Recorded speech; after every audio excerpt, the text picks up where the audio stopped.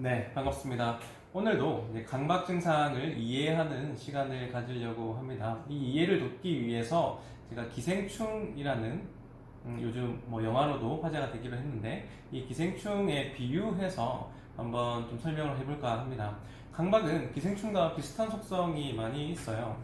사실 기생충이라고 하면 이제 숙주를 조종하는 건데 이는 자신이 살아남기 위해서 숙주에게 어떤 달콤함을 제공하고 숙주는 그 달콤함을 얻기 위해서 자신의 삶을 내다 바치게 되는 그런 구조를 만듭니다. 제가 달콤하다라고 표현을 하긴 했지만 사실 이것은 또 다른 고통이죠. 네.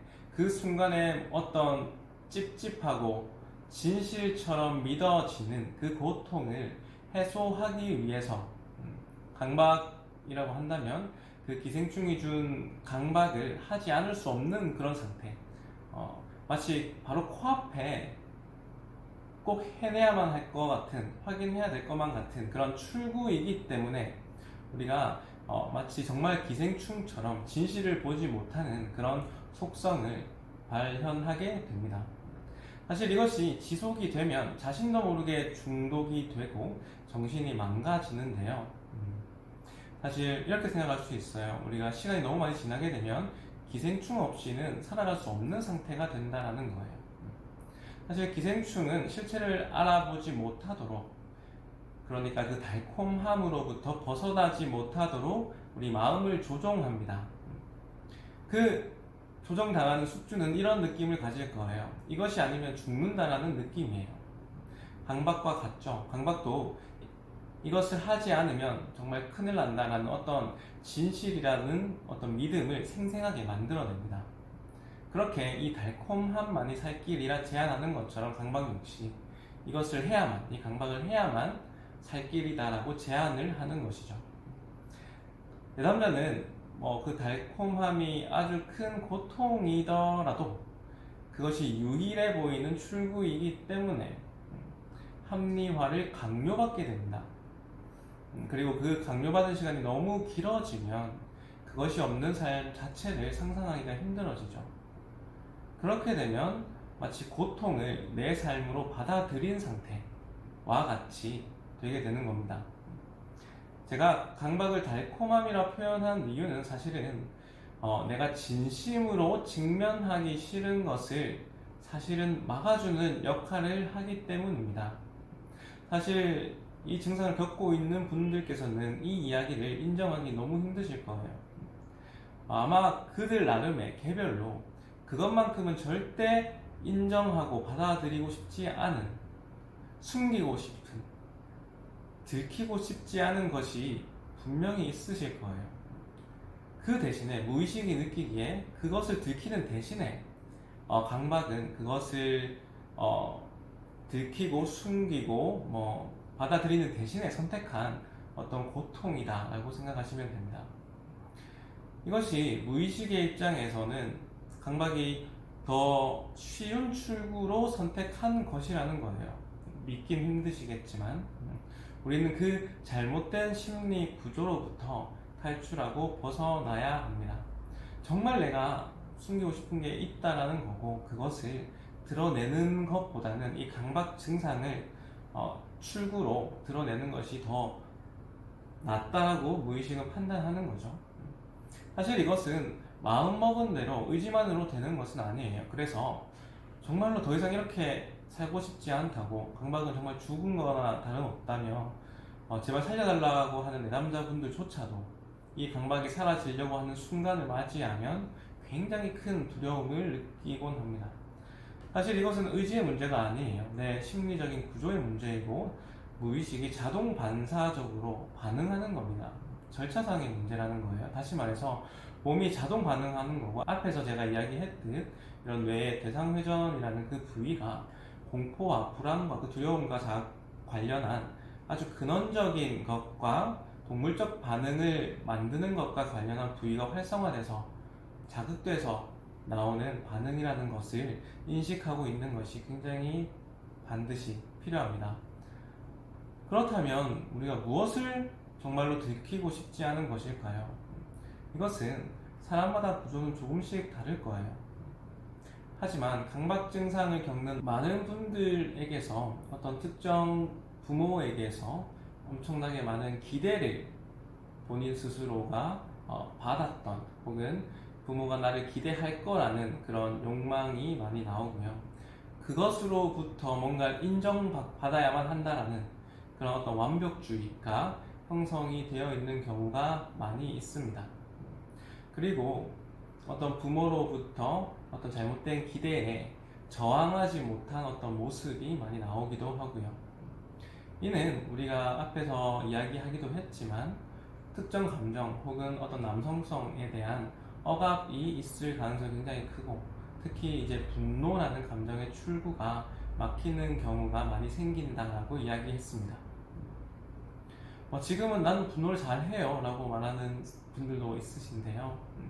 하지만 그렇더라도 그 순간 어떤 도덕적인 저항 때문에 강박의 발현 지점에서는 그 분노가 막혀 있는 경우가 굉장히 많았어요. 사실 이것은 일반화하기 힘들 거예요. 제가 하나의 예시로서 말씀을 드린 거고, 이런 특정 어떤 자신만의 심리 구조로 인해서 생기는 근원적인 좌절 지점, 인정을 못 받는 지점, 실패한 지점, 본인이 원했던 어떤 성공에 대한 실패 지점이죠. 이런 숨겨진, 들키고 싶지 않은 자신의 심리서사, 그리고 그 감정들이 있다라는 것이 핵심이고, 우리는 그것을 드러낼 수 있도록, 그리고 포용할 수 있도록, 이해할 수 있도록 도와줘야 한다라는 겁니다.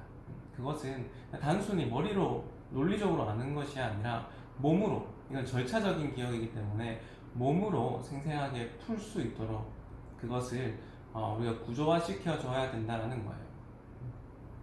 사실 그런 것 때문에 강박은 잘 고쳐지지 않고 낫지 않는 특성이 있습니다. 이미 구멍난 풍선처럼 새어나가는 그 구멍을 막지 못하기 때문에 뭔가를 제대로 된 작업을 하지 못하는 거예요.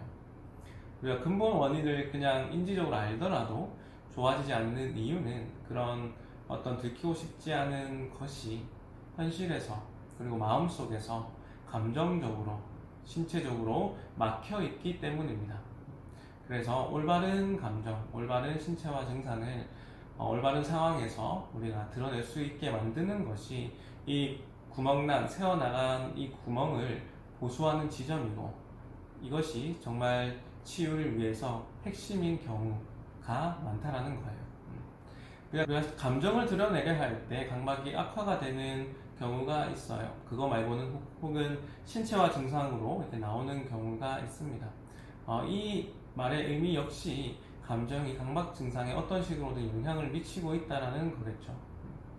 저는 여기서 이 뭔가 드러난 감정을 제대로 처리하지 못했기 때문에 그 감정 대신 발현되고 있는 것이 이런 강박이나 신체화 증상이다 라고 생각을 합니다.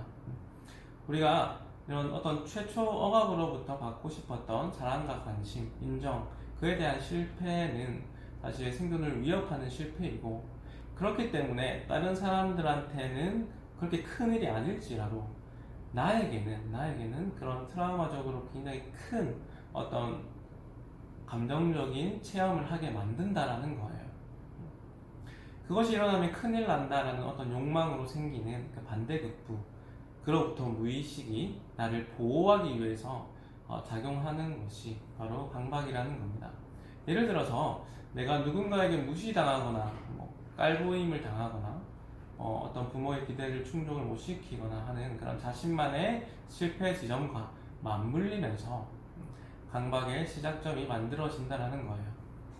이러한 인식을 바탕으로 상담을 진행해야 합니다. 그리고 이것이 있어야만 상담을 진행하는 그 중간에 이런 심리 구조를 만들고 있다는 것을 계속 경험적으로 인식시켜 주는 것이 필요해요. 이렇게 일반적인 글만으로는 완전히 자신의 사례와 똑같지는 않기 때문에 자신의 사례에 맞게 이 구조화된 메커니즘을 적용해서 이해하는 것이 필요하다는 겁니다. 그래서 우리가 올바른 생각에 올바른 감정과 올바른 행동을 하도록 적절하게 만들어주는 것, 그 우선순위와 중요성을 부여해서 내가 적합한 어떤 반응을 하게 만드는 것, 이것이 시작점입니다. 그래야만 우리가 이전에 얘기했던 그 기업 연속을 올바르게 할 수 있어서 악순환을 멈출 수 있다는 거예요. 그래서 이걸 하기 위해서는 이제 심리서사 분석적 기법을 활용할 수 있고요. 연결되어 있는 그 기표와 기의 감정을 추가하는 그런 연결하는 작업을 진행해야 합니다. 우리가 생각만으로, 논리만으로 남아있는 강박적인 사고를 그 안에 우리가 감정을 부여함으로 해서 그 구멍난 새어나가는 그 부분을 우리가 고수를 해야 된다는 거예요. 그동안의 자신의 판단은 이런 단순히 논리적인 구조이기만 했다면 거기에 감정이라는 우선순위와 중요성을 구분하는 요소를 추가하는 것입니다. 그리고 그 감정에 올바른 상징을 연결하기도 하고 올바른 언어로 그 감정을 담기도 하는 행동을 통해서, 작업을 통해서 내가 올바른 행동을 할 수 있도록 도와줘야 돼요. 이것이 우선입니다. 이러한 작업이 성공적으로 이루어져야만 강박 행동을 멈출 수 있는 힘이 생기고 그 다음에야 우리가 강박 사고 자체를 무력화시킬 기회를 얻을 수 있어요. 우리가 강박 증상을 멈출 수 없는 이유는 사실 그것이 진실이라고 믿어지기 때문이에요. 실제로 내 몸은 그 강박을 하는 것이 정말 중요하다라는 판단을 하고 있기 때문입니다. 그렇게 느끼는 이유는 그 판단 속에 잘못된 감정이 엮여 있는 거예요. 두렵고 꼭 해야만 할 것 같고 찝찝하고 하는 그 잘못된 감정, 그것이 엮여 있기 때문입니다. 감정은 우리가 무엇이 중요하고 중요하지 않은지를 알 수 있게 해줘요. 정작 중요하지 않고 나를 힘들게 하는 강박이 사실은 중요하다라고 내 몸이 인식하기 때문에 각인하고 있기 때문에 생기는 이 증상입니다. 이것을 우리가 먼저 다뤄야만 기생충과 같은 강박이 숙주를 속이지 않도록 우리가 알아차리고 그 기생충을 내보낼 수 있다는 것을 인식해야 할 거예요. 오늘은 이 강박 증상을 이해하기 위해서 이 기생충이라는 비유를 통해서 한번 말씀을 드려봤습니다. 오늘 많은 분들에게 도움이 되는 그런 영상이었길 바랍니다. 감사합니다.